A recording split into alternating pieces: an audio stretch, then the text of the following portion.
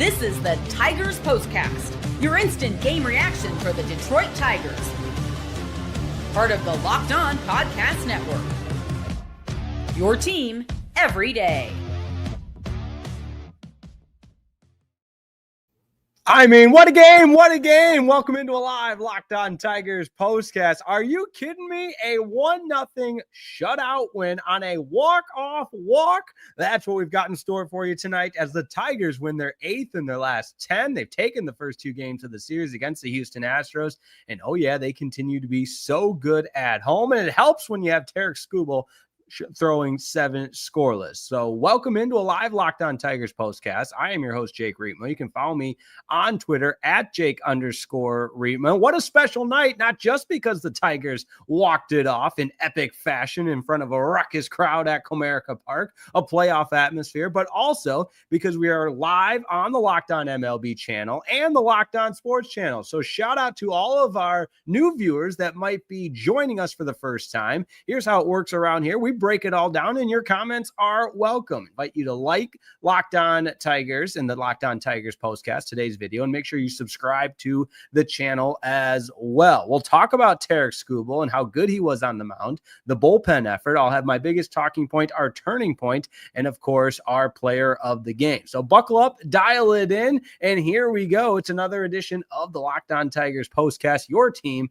each and every day, free and available wherever you get your podcasts and on YouTube. A lot of people want to talk tonight, and why not? Because that was as entertaining of a 1-0 game as you will see. And the Tigers just played a 1-0 game. They had the 1-0 win over the White Sox less than a week ago as they continue to play a really, really great brand of baseball. I mentioned 8 wins in their last 10 games. Meanwhile, a lot of questions for the Houston Astros. And I know this is not Locked On Astros postcast, but they have now been shut out in 4 of their last 5 games after getting shut out twice by the Orioles over the weekend and shut out in the first 2 games of this series as well. Now, a big reason why, well, you know who it is. It's the defending or reigning Cy Young winner, Tarik Skubal. And as he often is, when he toes the rubber, he is the subject of our biggest talking point. This is what you'll be talking about.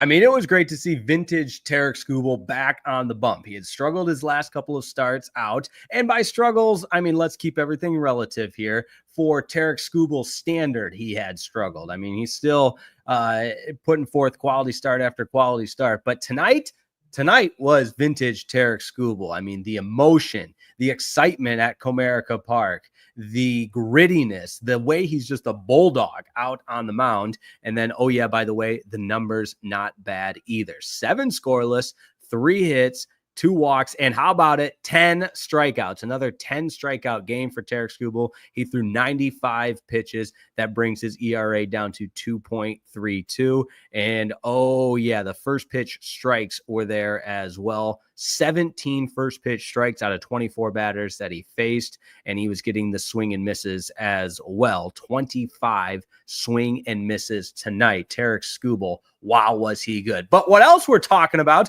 I mean, my goodness, the game goes to extra innings. Will Vest does a tremendous job in the top half of the 10th inning, and don't get me started about the gimmicky ghost runner on second. I understand it for the regular season, sure. I just don't like it in the 10th inning. If you want to do it in maybe the 12th inning, then we can go ahead and put a runner on second to begin the frame. But that's neither here nor there. That's not what tonight's show is about. But Will Vest, anytime you get your team back in the dugout when your team's the home team and they just have to score 1 run, oh boy, you can just feel it. You can feel the momentum change. And as Jason Benetti put it on the broadcast, 30,000 plus ready to party. And it was a little more difficult than it had to be because Javi Baez is going to Javi Baez and swing at a pitch he has no business swinging at, a pitch that he couldn't hit with a tennis racket, for goodness sakes. That's how far out of the zone it is. He needs one of those go-go gadget long arms. So Javi Baez strikes out, and the at-bat of the night, Gleyber Torres drawing the bases loaded walk. There was nowhere to put him. And the Tigers, without even getting a hit in the 10th inning, are able to scratch across that run for the go-ahead game-winning walk-off walk. And it doesn't have to be pretty. It doesn't have to be, you don't have to draw a picture in the win column. You just have to mark that W. And that's exactly what the Tigers get to do after another epic win. And this is back-to-back nights where the atmosphere has just been incredible. We're going to get to the comments in just a second here. I'd love to know if anybody was at Comerica Park, because my goodness, you could just feel it. You could feel the electricity, the energy just exuberating through the television and into my living room. I felt like I was at Comerica. Yes, I did get up and pace a little bit in the bottom half of the 10th inning. It was that exciting of a game. Now, other parts worth pointing out, when runs are at a premium like they were, the play at the plate is got to be brought up, because what a relay to gun down the runner that would have been the go-ahead runner, and obviously the winning run for the Astros, because the Tigers didn't score until the bottom of the 10th. But that relay from Carpenter to Torres, and then the tag applied by Dingler, that's another night. It reminds me of the other night against the Minnesota Twins, where you had the play at the plate that Torkelson threw home to extend the game in the extra frame, and Dingler applied the tag there. Now, this was just a little bit amplified, obviously, given the outfield relay and the ground covered there, but the extra base hit, Carpenter does a great job of fielding it, getting it to Torres, and the throw home on the money and tag applied. Bada boom, bada bang, and the runner is out. So those are the types of winning plays you love to see the Tigers make when they're playing this high level of baseball, a first place caliber level of baseball, albeit the first place in the American League Central. I know it's the Comedy Central, but it is what it is. And the Tigers are back in the driver's seat. Obviously, Cleveland playing against the Arizona Diamondbacks out west, so it's a West Coast start time a little bit later. That game's just underway, so the Tigers will either be at a 9.5 game lead if Cleveland loses, or it will remain an 8.5 game. But Benetti talks about it. Dan Petrie was talking about it tonight. It's just about stacking those wins, because you continue to keep that distance, and the Guardians are running out of time. Now, still a lot of baseball, of course, but let's call it what it is. If you're a Guardian or you're chasing the Detroit Tigers 8.5 games on August 19th, that's quite the deficit. But let's get into those comments. We're cruising right along. We got a lot of people tuning in, which I appreciate. Your comments always welcome. And we begin with Gareth Ridings showing us some positivity. Truly a great way to win. Yeah, the walk-off walk. Now, if I'm an Astros fan, and maybe this was my road trip of the year, I'm going to Comerica Park and I've seen 2 games and my team hasn't scored a run and we've lost on a walk-off walk, that might be a little bit of a sour taste in my mouth. Coven is up next. Pizza Boy should be locked up in jail for not extending Skubal after watching him dominate like he does. I knew we'd get one of those comments, because, hey, better somebody else saying it than me. I've said it enough that old Chris Ilitch, if and when, I don't even want to, on a night like tonight where you're feeling jubilant about the Detroit Tigers, I don't even want to think about Tarik Skubal wearing any other uniform. Although, given the fact that that timetable is also dwindling, it's tough to think about that. Sean Gray is up next. Wow, that was intense the whole game. Tigers should have scored way before extra innings, but got the big win. Indeed, they absolutely should. They had their chances. That being said, I mentioned it on the broadcast last night. Hunter Brown, the ace of the Houston Astros staff, was really, really good tonight. I mean, 6 scoreless for him, the Wayne State product. And I'll say it again, because it's, pat myself on the back, shameless plug, but I broadcasted one of his games when he was in college. And for him to amount to an MLB ace is just an awesome story. And obviously, being a Detroit kid and a local kid, you root for him, just not on nights like tonight. Demetrius McNeil is up next. Wow, 2 games, 2 wins, 2 shutouts. Hey, DJ, play the song, and good night, everyone. Tigers won again. There you go. Luke is up next. Let's go, Tigers. What a game, and what a way to crush the Astros spirits. Indeed, they are in a whole different race in the American League West. I did not see what Seattle did, but the Astros entered tonight with a 1.5 game lead. Seattle had been gaining on them, but somehow hit a little bit of a rough patch. The Mariners did after being scorching hot immediately following the trade deadline. But that's baseball for you. Adam Colm is up next. My main man, Tarik, needed a bounce back start, and he got it. Bullpen shuts it down like usual, and Gleyber, the only guy doing anything offensively. You love to see it. That's right. Kyle Finnegan deserves a lot of credit as well, and that continues to look like a really solid addition at the trade deadline for the Detroit Tigers. Chris Paddock, not so much. Charlie Morton, I guess we'll see. But wow, Kyle Finnegan has been really, really good. And we'll see about Montero. Roadhouse, I may have to pray to the baseball gods to stop whacking us with the line out double plays. LOL. Yeah, we have had a couple of those. There's no doubt about it. All right. Travis Wayne with the walk off. That is, yeah, it was absolutely a walk off.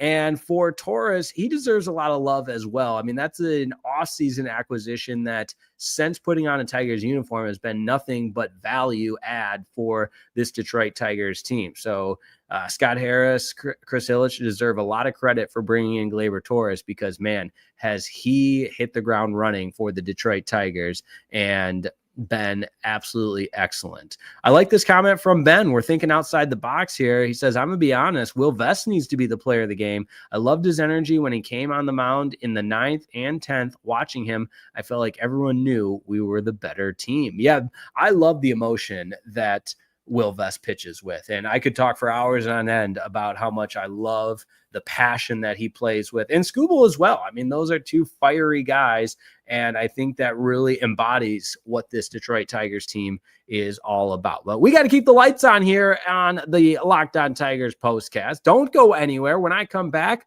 we'll have our biggest turning point and our player of the game. Maybe the player of the game. We're getting some votes in for Will Vest. Let me know who you think will be the player of the game in the comments. And we'll be right back on a live Locked On Tigers postcast.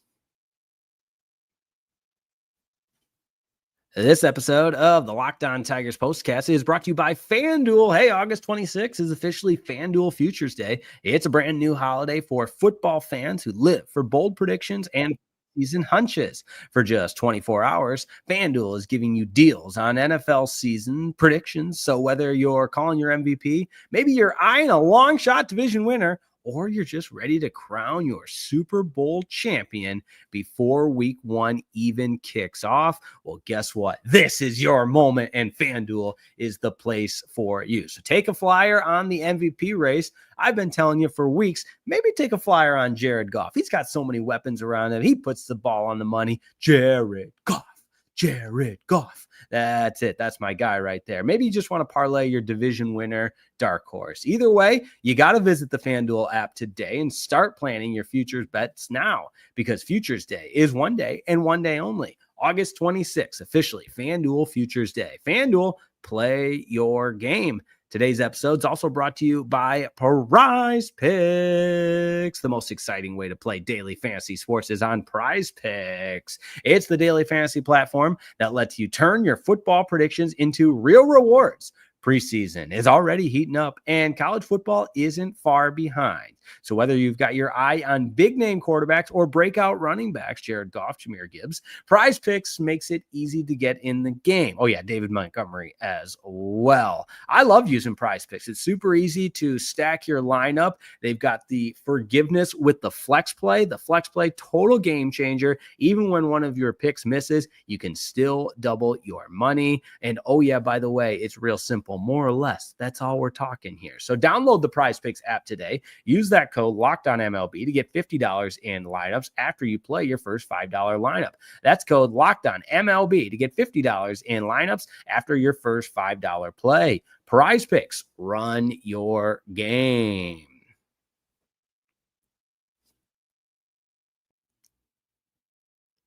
Tigers top the Houston Astros 1-0. It's back-to-back shutouts over the Houston Astros, and Detroit has won 8 of their last 10, and all of a sudden, it's back to those glorious, exciting, momentous The vibes are high. Everything else you can say about this Detroit Tigers team. I mentioned it in the open, worth repeating. Shout out and hello to all of us joining us on the Locked On MLB cast or the Locked On Sports cast. Welcome to the Locked On Tigers postcast. Glad to have you along. Let's get into our biggest turning point. Time to reveal where the game was won or lost. It's the turning point.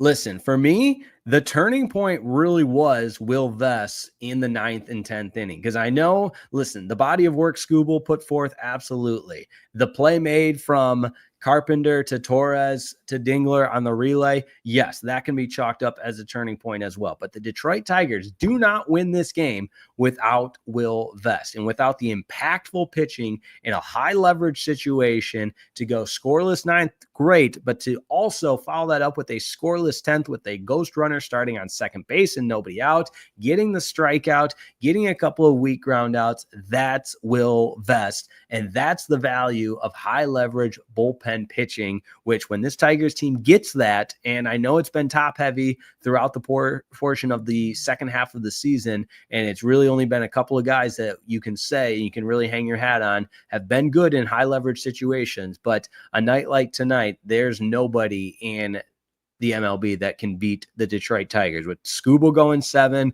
Finnegan going the 8th, and then you got Will Vest in the 9th. It didn't have to go to the 10th had the Tigers offense done anything, but that 7 innings from Skubal, 1 from Finnegan, and Will Vest in the 9th, that's as lethal as it gets as far as a 3-punch combo for your pitching staff. How about our player of the game? This is the Locked On Player of the Game.